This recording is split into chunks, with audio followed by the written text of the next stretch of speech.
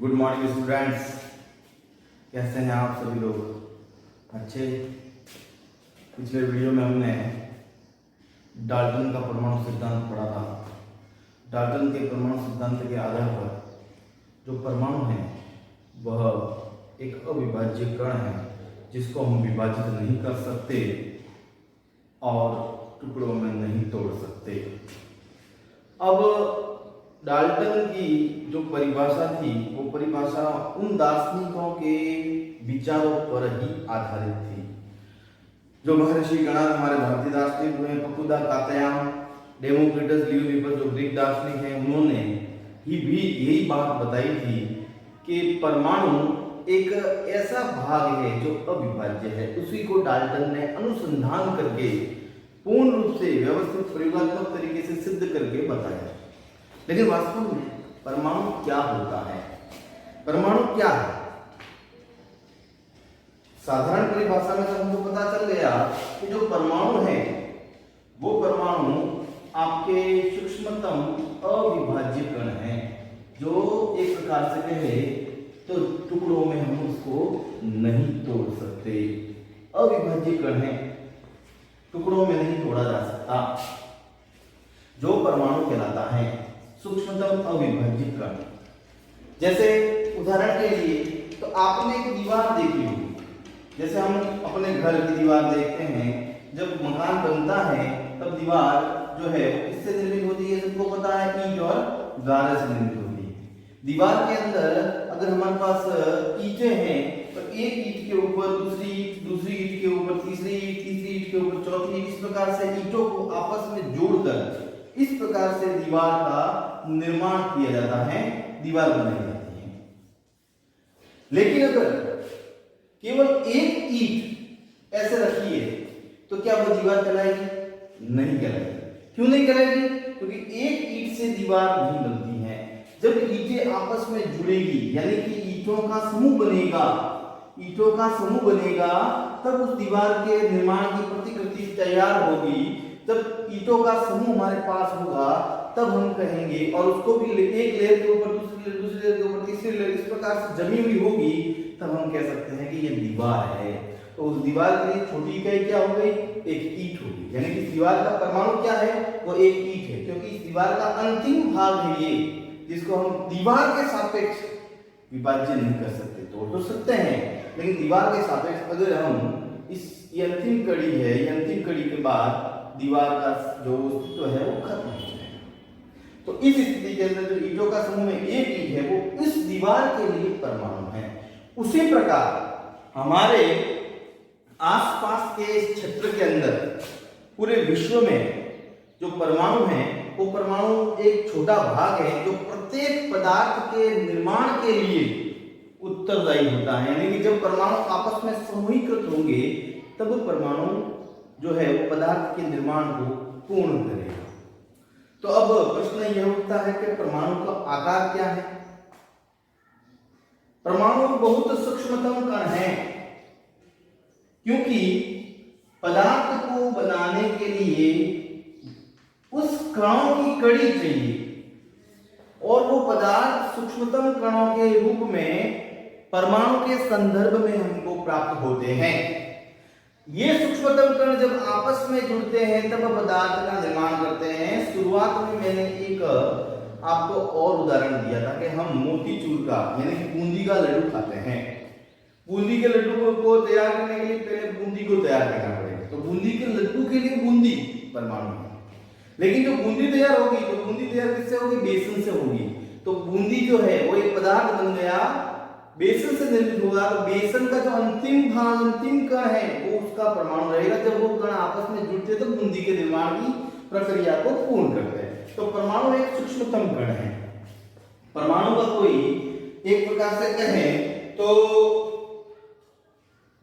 आकार तो निश्चित नहीं है। यानी कि हम कल्पना नहीं कर सकते कि परमाणु कितने आकार का। हम कह सकते हैं परमाणु सूक्ष्म आकार का होता है, लेकिन कितना आकार? क्योंकि परमाणु एक चट्टे के रूप में एक के ऊपर एक लेयर बनाते हुए, परत बनाते हुए चिपके रहते हैं जो पदार्थ को निर्मित करने का काम करते हैं। पदार्थ के अंतर्गत, पदार्थ की स्थिति के अंदर परमाणु का आकार इतना सूक्ष्म है कि हम उसको नगण्य मान सकते हैं कि ही नहीं परमाणु। इतना सूक्ष्म होने के कारण उसकी स्थिति को हम नगण्य मान सकते हैं। हम इसके बारे में इसलिए ऐसा कहते हैं क्योंकि पूरा विश्व ही परमाणुओं से बना हुआ है, क्योंकि परमाणु आपस में जुड़े उन पदार्थों के निर्माण की व्याख्या की है। हमारा शरीर भी उसी परमाणु का एक स्वरूप है। हर एक परमाणु का नाम अलग अलग दिया जाता है। हमारे शरीर कोशिकाओं से निर्मित है, तो कोशिका भी एक प्रकार का परमाणु जब समूहीकृत रूप में होते हैं तब उस परमाणु से हमारे शरीर यानी पदार्थ के निर्माण की जो व्याख्या है वो व्याख्या पूर्ण होती है। आधुनिकता की स्थिति के आधार पर हम देखें तो परमाणु एक चट्टे के रूप में, परत के रूप में स्थित होते हैं, और जब हम आधुनिक टेक्नोलॉजी का सहारा लेते हैं, तकनीक का सहारा लेते हैं, तब आप किसी भी पदार्थ में परत के रूप में उन परमाणुओं को देख सकते हैं। अब अगला है कि विभिन्न तत्वों के परमाणुओं के आधुनिक प्रतीक क्या है। प्रतीक को इंग्लिश में बोलते हैं सिंबल। सिंबल का मतलब होता है उसकी पहचान, यानी कि तत्वों की पहचान। अगर आपके सामने कोई भी परमाणु पड़ा है, उस परमाणु की आप पहचान कैसे करेंगे, उस तत्व की पहचान कैसे करेंगे। कोई भी पदार्थ है तो परमाणु से निर्मित है, लेकिन उसकी पहचान कैसे की जाएगी, सामान्य तौर पर पहचान हम कैसे कर पाएंगे। उसके लिए सर्वप्रथम जो डाल्टन नाम के वैज्ञानिक थे, यानी परमाणु सिद्धांत जिसका आपने पढ़ा है, उन डाल्टन ने परमाणुओं के प्रतीकों का चित्रात्मक निरूपण किया था। यानी कि चित्रों की सहायता से उन परमाणुओं की स्थिति का निरूपण करते थे। तो डाल्टन ने उसको निर्देशित किया था चित्रों के माध्यम से। जैसे हाइड्रोजन है, वो हाइड्रोजन के लिए उन्होंने एक गोला किया, गोले के अंदर एक बिंदु दे दिया, इसको उन्होंने हाइड्रोजन बोला। उसी प्रकार कार्बन के लिए एक गोला किया, गोले को पूरा उन्होंने भूरे रंग से भर दिया, इसको उन्होंने कार्बन कहा। उसी प्रकार ऑक्सीजन के लिए खाली गोले का उपयोग किया, ये ऑक्सीजन के लिए उन्होंने प्रतीक के तौर पर बताया था। ये डाल्टन की चित्रात्मक प्रणाली थी प्रतीकों के विषय में, लेकिन यह प्रणाली कुछ हद तक पूर्ण रूप से सफल नहीं थी।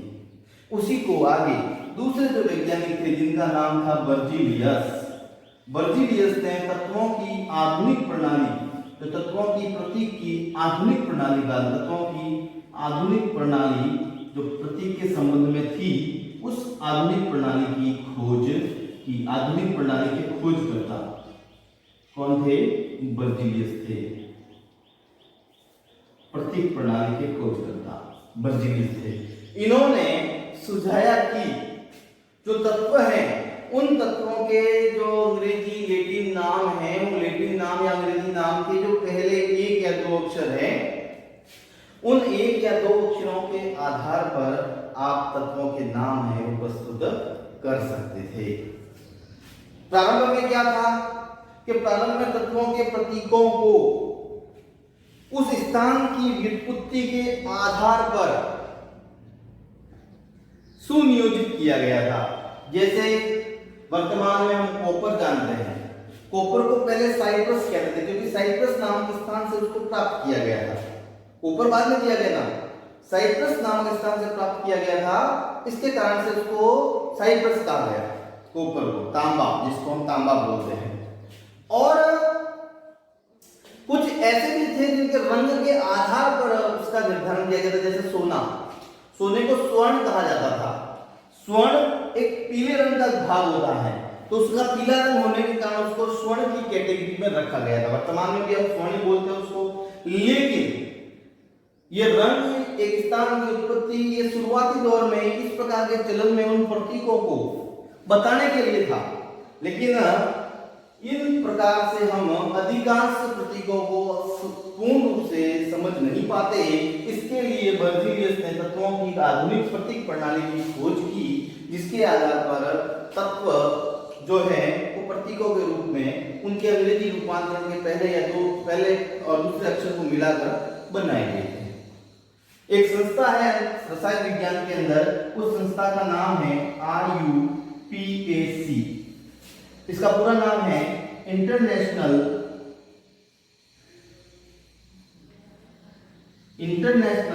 यूनियन ऑफ प्योर एंड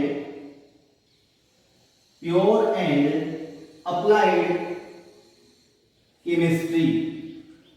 तत्वों की आधुनिक प्रणाली को, प्रतीकात्मक रूप को उन्होंने उसकी संज्ञा दी, उसको उन्होंने प्रसारित किया।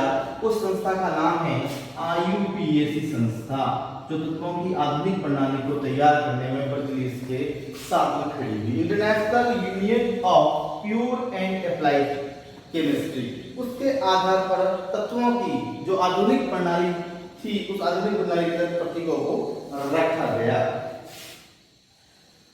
इसमें क्या था कि उस प्रतीकों के लिए एक नियम रखा गया कि जब भी कोई प्रतीक है, उस प्रतीक के जो नाम लिखे जाएंगे, उसका प्रतीक बताया जाएगा, तो उसका अंग्रेजी का रूपांतरण का जो पहला अक्षर है, वो पहला अक्षर काम में लिया जाएगा। जैसे हाइड्रोजन है, इस हाइड्रोजन के लिए क्या होगा, इंग्लिश में जैसे ये हाइड्रोजन आपने लिख लिया, इस हाइड्रोजन का जो पहला अक्षर है, वो पहला अक्षर इसका प्रतीक के रूप में काम में आएगा। ठीक है। अब पहला अक्षर भी हमेशा एक अक्षर है तो वो बड़ा ही लिखा जाएगा, बड़े कैपिटल लेटर में ही लिखना है। लेकिन मान लीजिए हाइड्रोजन के साथ में एक और दूसरा तत्व है, जैसे हीलियम। अब जो पहले मिला उसका तो हमने पहला सिंबल दे दिया, लेकिन हीलियम हाइड्रोजन के बाद मिलता है।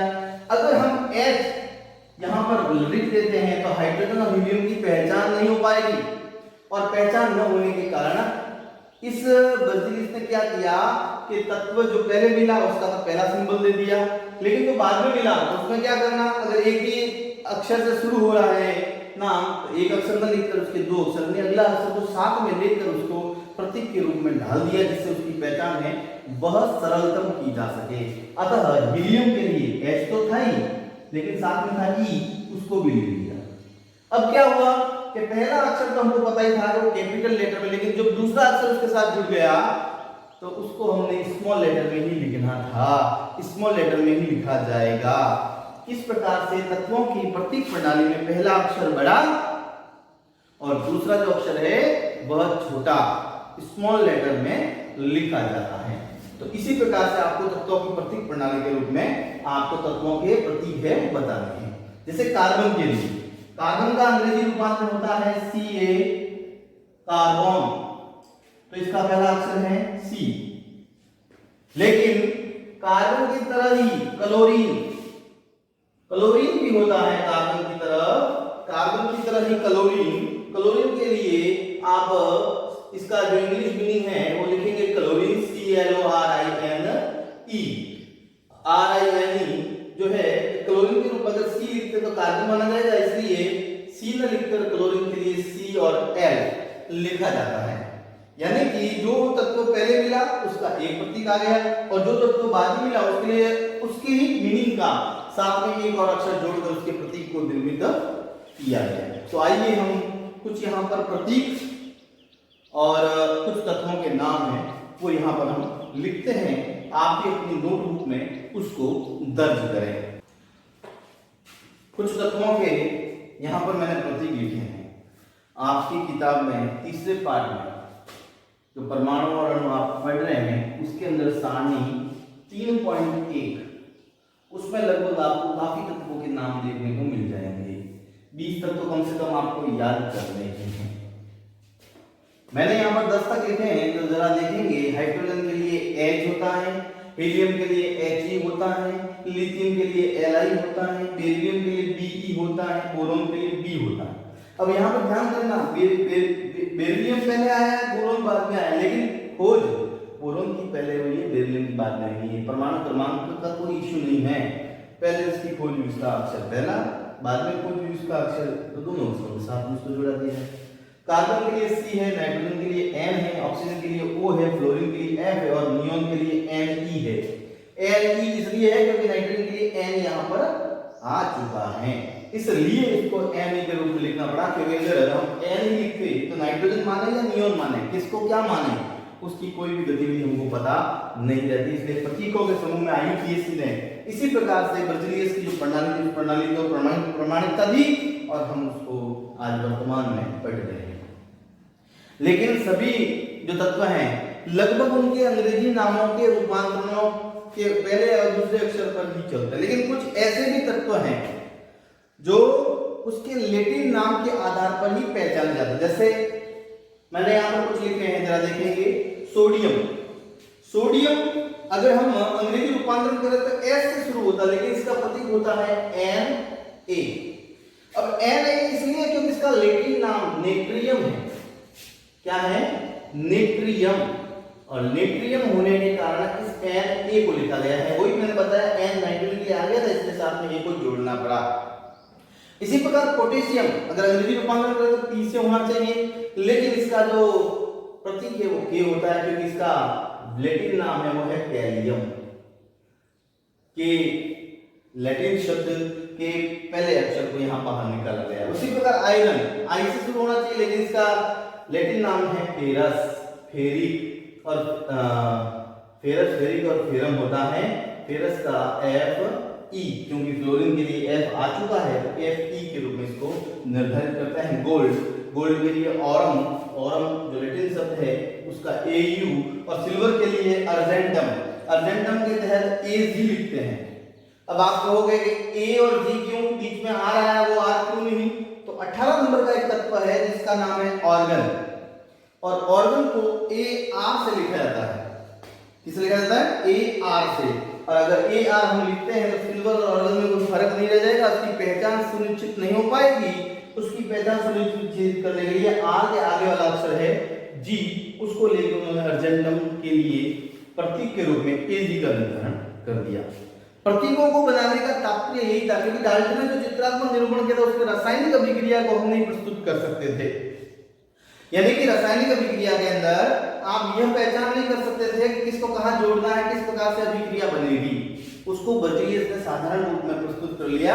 अब इन प्रतीकों की सहायता से हम रासायनिक अभिक्रिया को आसानी से एक समीकरण के रूप में, इक्वेशन के रूप में उसको लिख सकते हैं, उसकी पहचान कर सकते हैं, उसको पहचान पाते हैं, उसकी आगे निर्धारण की जो प्रक्रिया है उसकी रूपरेखा को भी हम देख सकते हैं।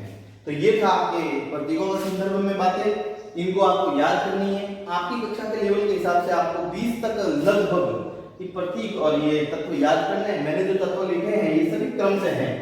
11 नंबर का तत्व है सोडियम होता है, और 12 नंबर से आगे तत्व आपको लिखने हैं। मैग्नीशियम है, एल्यूमिनियम है, सिलिकॉन है, फास्फोरस है, सल्फर है, क्लोरीन है, ऑर्गन है, पोटेशियम है, कैल्शियम है, वेनेडियम है, स्कैंडियम है। आप ऐसे आगे बढ़ते जाओगे तो आपको मिलते जाएंगे, लेकिन आपको 20 तक तत्व याद करना है जो 3.1 में आपको मिलेंगे।